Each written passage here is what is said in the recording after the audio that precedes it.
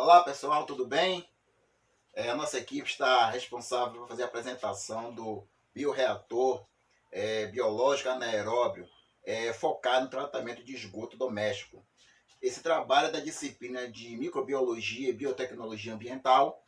Temos como docente o Dr. Gabriel Barros Gonçalves de Souza.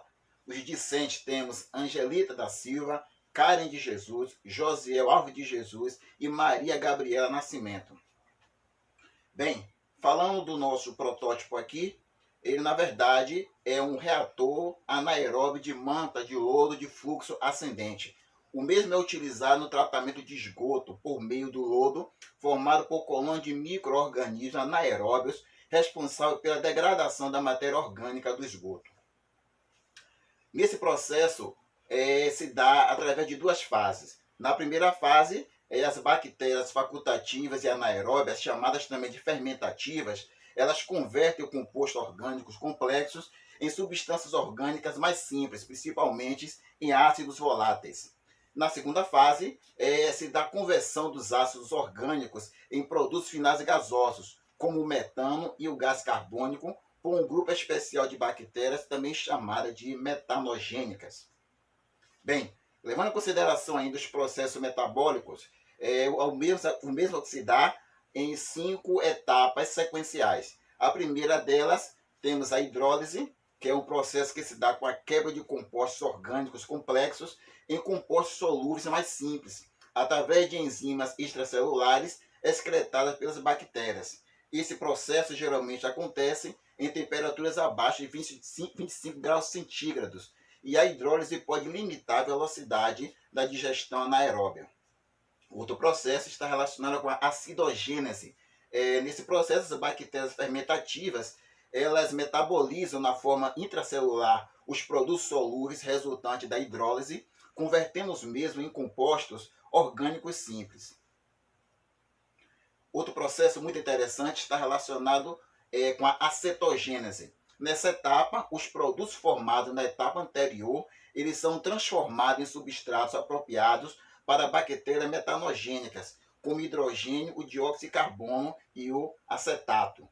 A próxima etapa chama-se metanogênese. Nessa fase, as bactérias metanogênicas, elas produzem metano a partir do acetato ou a partir do dióxido de carbono.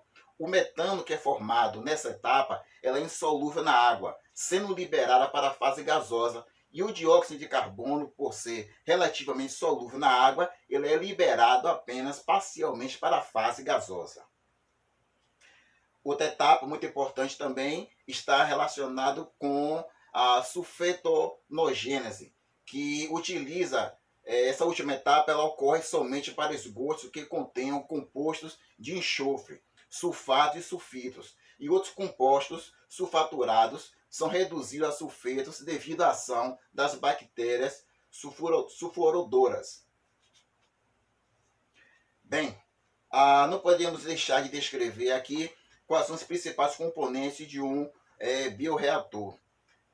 No caso, o mesmo acontece da seguinte forma: ele vai passando o esgoto bruto, depois disso passa para um decantador, desse decantador ele vai diretamente para o bioreator anaeróbio, e o mesmo acontece da seguinte maneira: o fluxo ele começa a ascender, ou seja, o tanque ele é alimentado por entrada na parte inferior e com saída pela parte superior.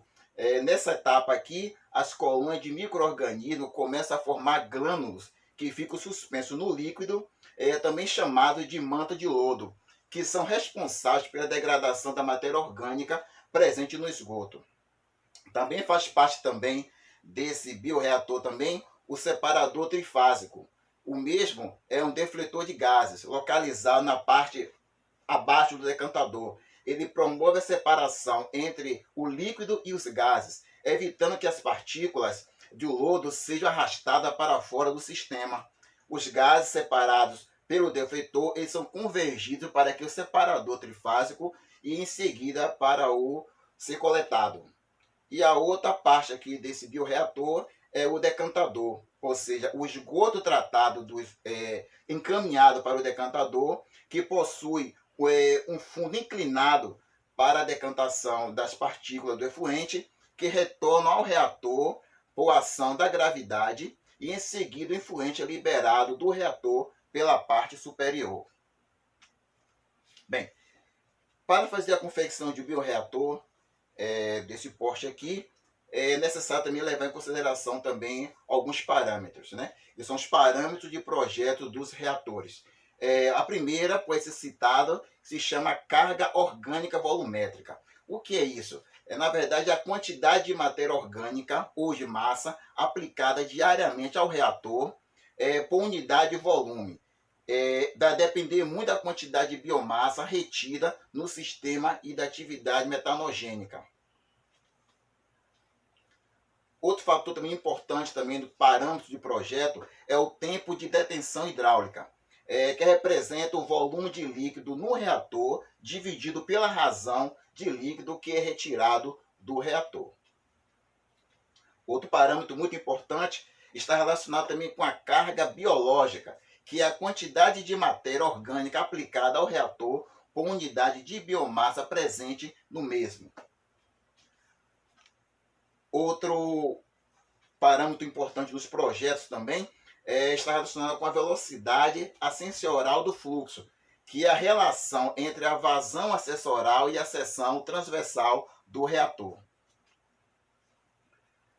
Bem, vamos falar agora sobre as vantagens e as desvantagens de um bioreator como esse aqui. Nas vantagens podemos citar uma baixa produção de lodo, seguido de uma baixa demanda de área e de energia. Outra vantagem também é o baixo custo de implantação e de operação desse bioreator. Outra vantagem também é a produção de gás combustível, no caso o gás metano, a preservação da biomassa sem alimentação do reator. E outra vantagem também é a aplicabilidade em pequenos e grandes escala. Outra vantagem também é a tolerância elevada a cargas orgânicas.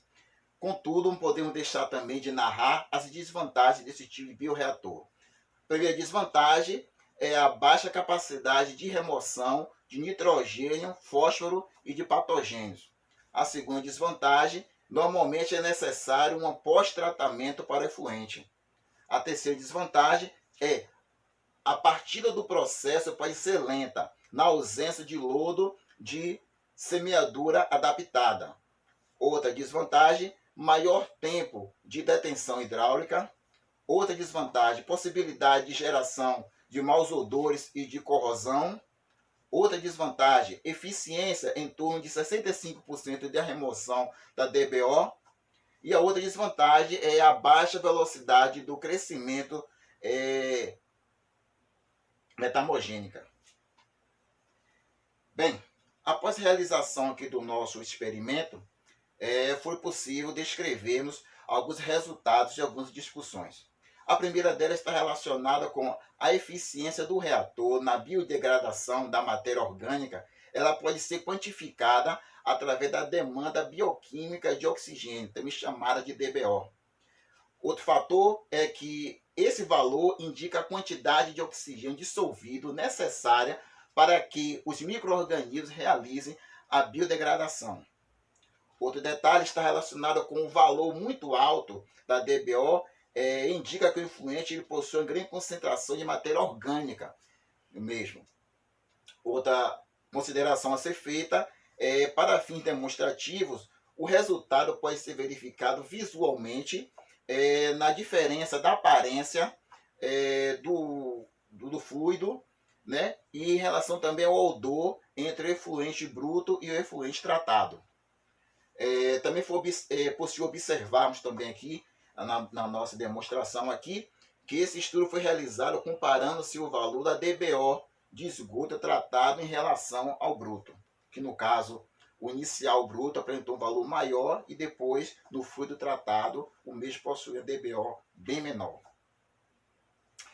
E não podemos deixar aqui de fazer as nossas últimas considerações, ou seja, nossas conclusões baseado no nosso protótipo.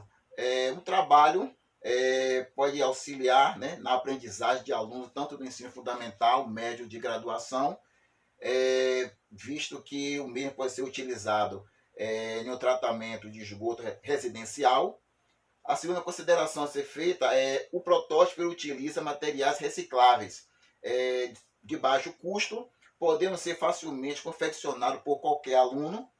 E a terceira conclusão é que os resultados obtidos mostraram que o sistema ele possui total aplicabilidade na engenharia de tratamento de efluentes. No nosso caso aqui, foi possível chegarmos à conclusão que o índice de eficiência chegou a 85%. Queremos desde já agradecer aqui a atenção de todos e até a próxima.